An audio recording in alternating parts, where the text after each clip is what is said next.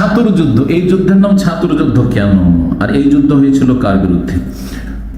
বদরে পরাজিত হওয়ার পরে কারা পরাজিত হলো? মক্কার কাফেররা। তারপরে তাদের নেতৃত্বে ছিল একজন আবু সুফিয়ান, কিন্তু আবু সুফিয়ান ওই যুদ্ধে ছিল না, কিন্তু মক্কার বড় নেতা আর পয়সাওয়ালা মানুষ, প্রভাবশালী মানুষ। পরে তিনি ইসলাম গ্রহণ করেছেন রাদিয়াল্লাহু তাআলা আনহু। যেহেতু ইসলাম গ্রহণ করেছেন সেই জন্য রাদিয়াল্লাহু তাআলা আনহু। কিন্তু দীর্ঘ সময় ধরে ইসলামের বিরুদ্ধে সে চরম শত্রুতা করেছে এবং তার বড় একটা ভূমিকা ছিল কুফরি শক্তির সাথে তার নিষেধাজ্ঞার বা কুফরি জামানার। তো আল্লাহ হেদায়েত করেছেন আল্লাহর ইচ্ছা। কত কট্টরপন্থী যে হেদায়েত হয়, আল্লাহর কত যে রহমত, এত দুশ্মনী করার পরও হেদায়েত হচ্ছে, তাই না? এটা সেই যুগে হয়েছে, তো আমাদের যুগে তো হইতে পারে না, হইতে পারে না? কত লোক কত যে গাল দিচ্ছে, কত যে কি করছে, তারপরে এক সময় সুবহানাল্লাহ ভালোবাসতে বাধ্য। আপনাদের মধ্যে অনেক আছে কত যে সৌদি আরবকে গাল দিয়েছে, আর কত যে সৌদি আরবের আলেম ওলামাদেরকে জানাল এই ওয়াহাবিরা ওই দেশে যা, বা ওই দেশে আমি গিয়েছি কিন্তু ওখান থেকে আমি রিয়াল নিয়ে আসি, কিন্তু ওখানকার ধর্ম নিয়ে আসি না। ইন্ডিয়া, বাংলাদেশ, পাকিস্তানের যতগুলি বেদাতি মোল্লা মৌলবীরা আছে, ওরা কি বলে পাঠায় জানেন? ভালো কথা, সৌদি আরবে যাচ্ছ, ওখান থেকে রিয়াল আনিও, কিন্তু ওখানকার ধর্মটা আনিও না, ওখানকার ইসলাম চলবে না, ওইটা ঠিক নাই, ওইটা ফিতনা, ওইটা ভেজাল। সঠিক ইসলাম পূর্বে আছে, পশ্চিমে নেই। মদিনার ইসলাম মানতে রাজি না, মদিনার খেজুর ও খুশি, মক্কার জমজম, আরে বাপরে বাপ, জমজম পেয়েছে আর খেজুর পেয়েছে, আজওয়া খেজুর, খুব খুশি। কিন্তু যখন মদিনার খেজুরের সাথে আর জমজম পানির সাথে একটু ইসলাম নেন, সেটা হচ্ছে যে মাজার রাখা চলবে না, আর এই পীর মুরিদির ব্যবসা চলবে না, আর মিলাদ শবে বরাত চলবে না, নিয়ত পড়া চলবে না, আর এই মরার নামে খাবার দাবার ভোজ ভাত চলবে না, বোঝা গেছে? আর এই চিল্লার ধর্মকর্ম চলবে না। দেখেন কত শত্রু আপনার হয়ে যায়।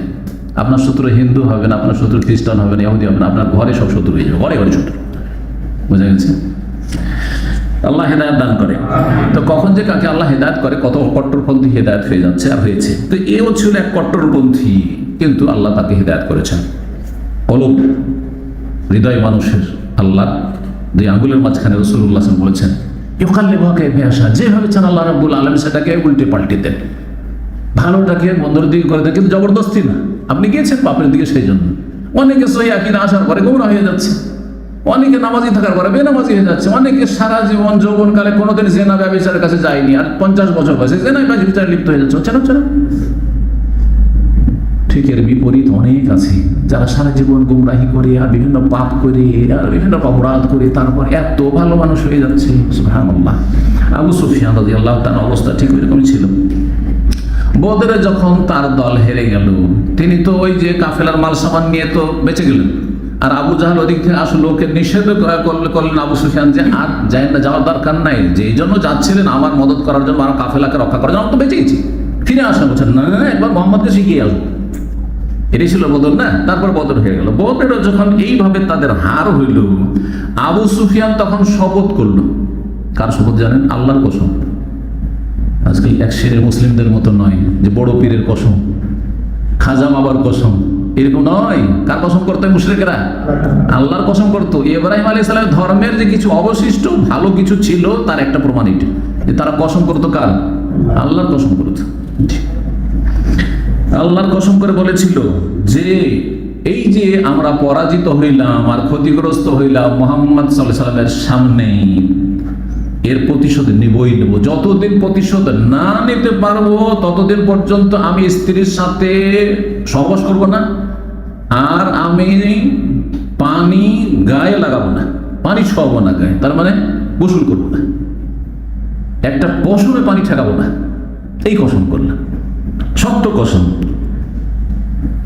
যতক্ষণ পর্যন্ত মুহাম্মদ সাল্লাল্লাহু আলাইহি ওয়াসাল্লাম এবং তার সাথী সঙ্গীদের বিরুদ্ধে লড়াই না করব। কিন্তু সুযোগ হয়ে উঠছে না, চান্স পাচ্ছে না, প্রতিশোধ নিতে পারছে না। যখন সময় একটু দীর্ঘায়িত হতে চললো, তখন আর কতদিন এরকম কসম করে থাকবো? গোসলও করবো না, পানিও ছুঁইব না, হাত মুখও ধুইব না, বিবির কাছেও যাবো না, কতদিন এরকম করে থাকবে?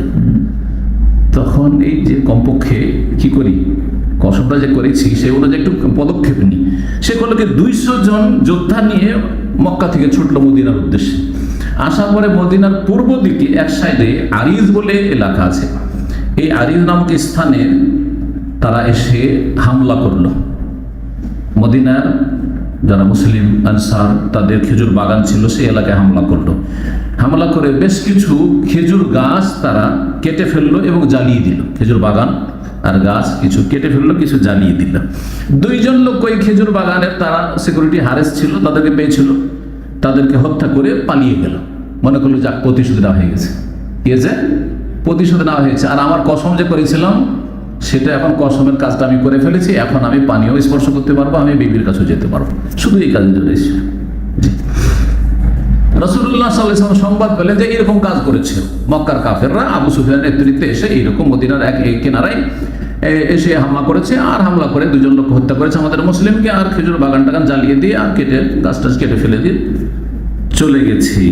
জানতে যখন পারলেন তখন তাদেরকে তাড়া করলেন, তাদের পিছনে ধাওয়া করলেন, কিন্তু তারা তার আগেই টান দিয়ে এগিয়ে চলে গেছে রাস্তায় তাড়াতাড়ি। তারাও ভয়ে তো মানে ভীত সন্ত্রস্ত হয়ে আছে, যার ফলে তাদের সাথে যে সব সম্বল নিয়ে এসেছিল পাথেয়, তার মধ্যে ছিল ছাতু বেঁধে নিয়ে এসেছিল, রাস্তার খাবার, এই যুদ্ধে এই সফরে যে খাবো দাবো, তো পর্যাপ্ত পরিমাণে তারা ছাতু নিয়ে এসেছিল বেঁধে। দেখলো এই ছাতু নিয়ে পালাতে গিয়ে সময় লেগে যাচ্ছে, বোঝা হালকা কর, যত ফেলে বোঝা হালকা করতে পারিস।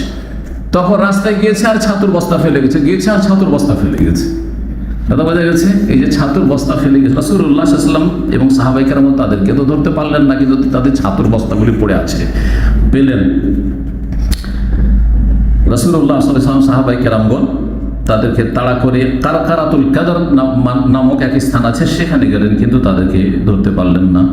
ছাতুগুলি পেলেন, সেই ছাতুগুলি গনিমত হিসাবে নিয়ে ফিরলেন। এই জন্য এই যুদ্ধের নাম হচ্ছে ছাতুর যুদ্ধ বা গাজওয়াতুস সওয়ীক। জি, এই ছিল একটি ঘটনা। তারপরে ছোটখাটো যুদ্ধের। আর